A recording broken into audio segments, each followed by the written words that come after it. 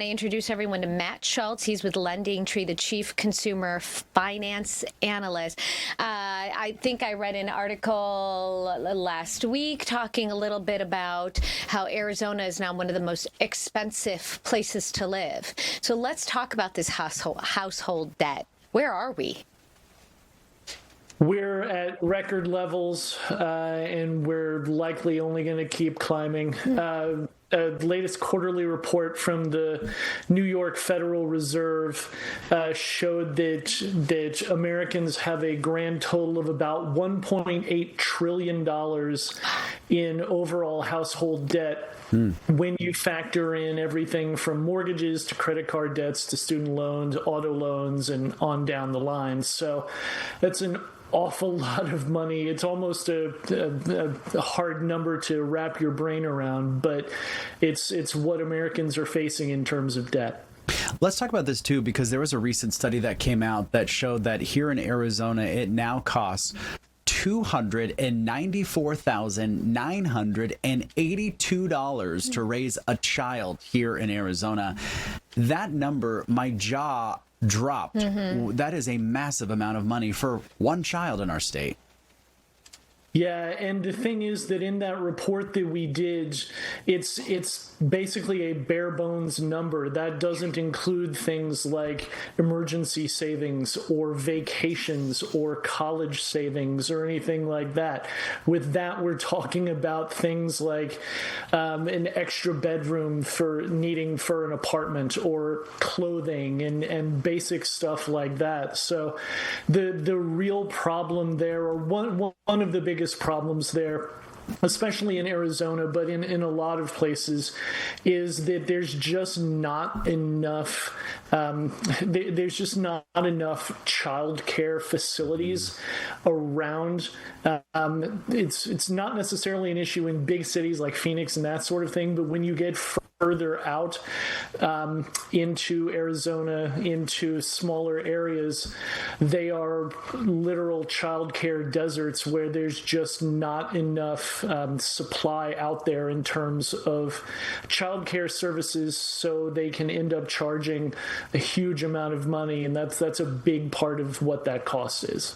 Inflation rates have reached the highest they have since, I think, 2022, if I'm not mistaken. So according to data, index was 1.4% for the past month, the highest 0.5 increase. That is not good news. It's not going to help. I mean, a lot of people are getting what they have, that 2% cost of living increase. That's not going to cover it.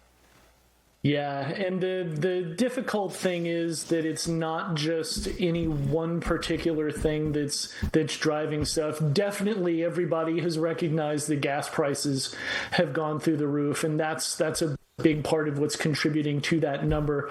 But it's no secret that groceries and plenty of other things are still really expensive too. And unfortunately, I think the best thing for people to do is to adjust their budget and assume that things are going to continue to get more expensive. So kind of taking the preparing for the worst and hoping for the best route. Matt, that was going to be my next question. I was going to say, do we think any of this is going to come down? I mean, obviously, gas prices right now are kind of higher because of this conflict in the Middle East. And hopefully after this is restored, whenever that is going to be, maybe we'll start to see those gas prices come down. But some of those other prices, I mean, could we see those come down? And then I heard one analyst say, once they go up higher, it's very slow to see them actually drop again.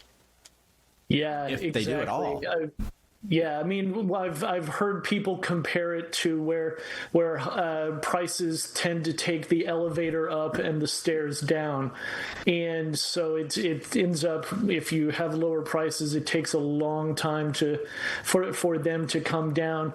Gas prices should be a little different, assuming that we end up with a relatively quick end to the conflict in the Middle East.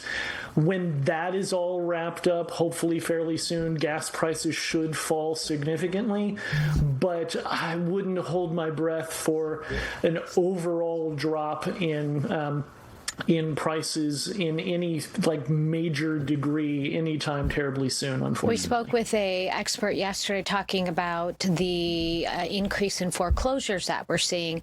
And do you remember the number? It was 26%, up 26%. Right. And one of the things that our expert talked about was similar to what you're saying. Maybe they can afford this house, but those HOA fees are creeping up unexpectedly, or AC breaks unexpectedly. And I imagine all of this is just adding to the unaffordability and this household debt.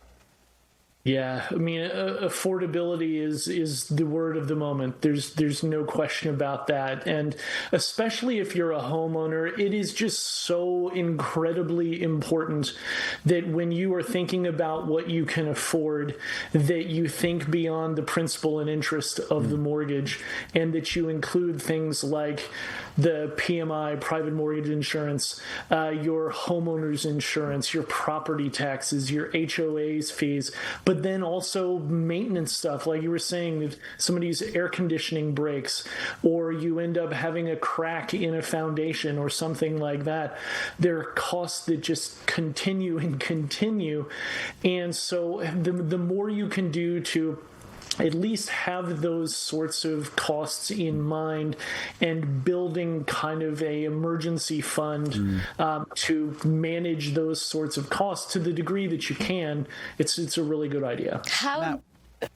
Matt, we've heard other people say you need to start kind of having that emergency fund. How much money should you have in that emergency fund? And obviously it probably is going to differ person to person, their situation, but what's kind of like a good baseline? And if I can add to that, how do you build one if you are paycheck to paycheck? Well, the important thing is to just get started, because the rule of thumb that you hear a lot of places is 3 to 6 months of your total expenses in an emergency fund. And that can be really daunting, because people are like, there's just no way that I'm going to be able to save that much money.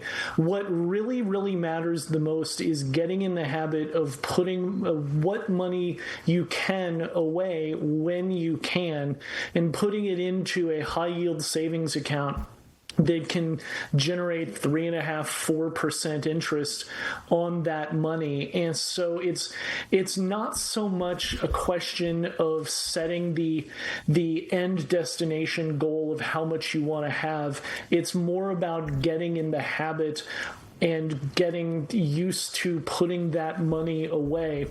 Because even just a little bit of money in an emergency fund can help, because it means that you have to take your dog for an emergency trip to the vet, sure, or if you have a flat tire or whatever the case might be, that payment can come out of an emergency fund instead of going onto a credit card.